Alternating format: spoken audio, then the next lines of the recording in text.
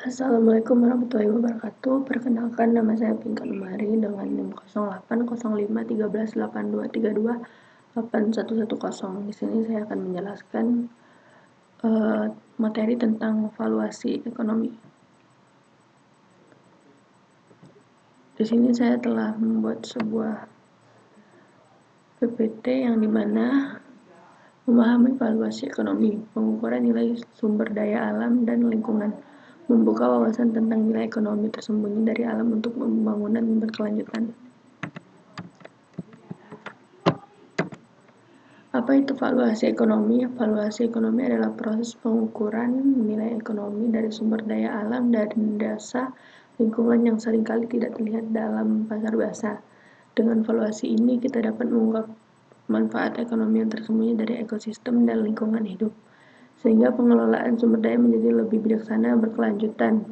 Ini adalah jembatan antara ekologi dan ekonomi. Pengukuran objektif mengkuantifikasi nilai lingkungan dalam rupiah. Penggabungan nilai menyatukan nilai yang tersembunyi dalam pasar. Dasar keputusannya mendukung pengambilan keputusan yang lebih baik. Mengapa valuasi ekonomi itu penting?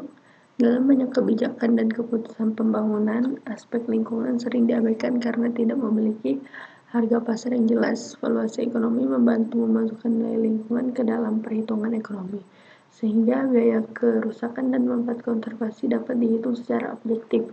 Hal ini menjadi dasar pengambilan keputusan yang lebih adil, transparan, dan berkelanjutan untuk semua pihak. Konsep nilai ekonomi dalam sumber daya alam, yaitu nilai ekonomi total terdiri dari dua komponen utama yang saling melengkapi. Pertama, nilai penggunaan use value yang berasal dari pemanfaatan langsung sumber daya seperti hasil panen, air bersih, dan pariwisata. Kedua, nilai non-penggunaan atau non-value yang mencakup nilai keberadaan, warisan budaya, dan manfaat ekologi yang tidak langsung dirasakan manusia. Kedua nilai ini harus diperhitungkan agar valuasi ekonomi menjadi komprehensif dan akurat. Nilai penggunaan langsung yaitu kayu, air, ikan, pertanian. Nilai penggunaan tidak langsung contohnya itu regulasi air dan penyimpanan karbon. Nilai pilihan terdapat potensi manfaat di masa depan, dan nilai keberadaan itu kearifan lokal dan warisan generasi. Contoh aplikasi valuasi ekonomi ekosistem mangrove. Mangrove memiliki peran penting sebagai pelindung pesisir dari abrasi banjir serta penyimpan karbon yang terbesar. Namun, manfaat ini sering tidak dihargai secara ekonomi. Dengan metode valuasi ekonomi, jasa pengaturan mangrove dapat dihitung dalam bentuk nilai moneter, misalnya biaya yang harus dikeluarkan untuk membangun pemecah gelombang. Jika mangrove hilang, hal ini menunjukkan hasil sebenarnya dari konservasi mangrove. Selanjutnya itu ada metode valuasi ekonomi yang umum digunakan. Beberapa metode yang sering dipakai antara lain metode biaya perjalanan atau travel cost untuk menilai nilai rekreasi kawasan konservasi berdasarkan biaya yang dikeluarkan pengunjung. Metode biaya penggantian atau replacement cost untuk menghitung biaya pengganti jasa lingkungan jika hilang. Selanjutnya itu metode penilaian kontingensi atau contingent valuation melalui sumber, preferensi, atau pengukur nilai non-penggunaan, dan metode transfer manfaat untuk memanfaatkan penelitian terdahulu. Pemilihan metode disesuaikan dengan jenis sumber daya dan tujuan valuasi spesifik. Pertama itu biaya perjalanan, menilai rekreasi berdasarkan pengurangan pengunjung. Kedua, biaya pergantian, menghitung biaya alternatif jika jasa hilang. Tiga, survei referensi, mengukur kesediaan membayar masyarakat. Valuasi ekonomi dalam kebijakan publik. Valuasi ekonomi menjadi dasar penting dalam perencanaan dan evaluasi kebijakan publik, terutama untuk mengintegrasikan aspek lingkungan dalam pembangunan. Contohnya, neraca lingkungan yang sedang dikembangkan di Indonesia akan memberikan gambaran lengkap nilai kekayaan alam dan jasa lingkungan nasional. Data komprehensif ini mendukung pengelolaan yang lebih transparan, akuntabel, dan selaras dengan prinsip pembangunan berkelanjutan untuk kesejahteraan jangka panjang. Tantangan dan peluang. Yang pertama itu ada keterbatasan dana, informasi lingkungan yang masih terbatas dan tersebar.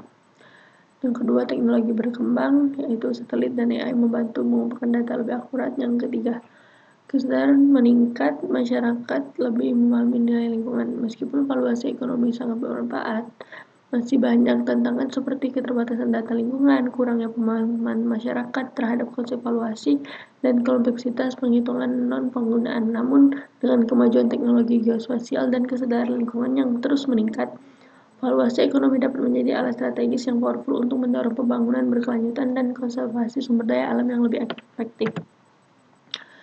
Studi kasus valuasi ekonomi di kawasan konservasi di Indonesia, yaitu valuasi ekonomi kawasan konservasi menggunakan metode biaya perjalanan, menunjukkan pola yang menarik. Semakin jauh jarak pengunjung dari kawasan, permintaan untuk rekreasi menurun secara signifikan. Data empiris ini membantu pengelolaan kawasan merancang strategi pengembangan wisata alam yang efisien, terukur, dan berkelanjutan. Sekaligus, informasi ini memastikan kelestarian lingkungan tetap terjaga sambil memberikan kontribusi ekonomi nyata bagi komunitas lokal. Selanjutnya itu ada kesimpulan.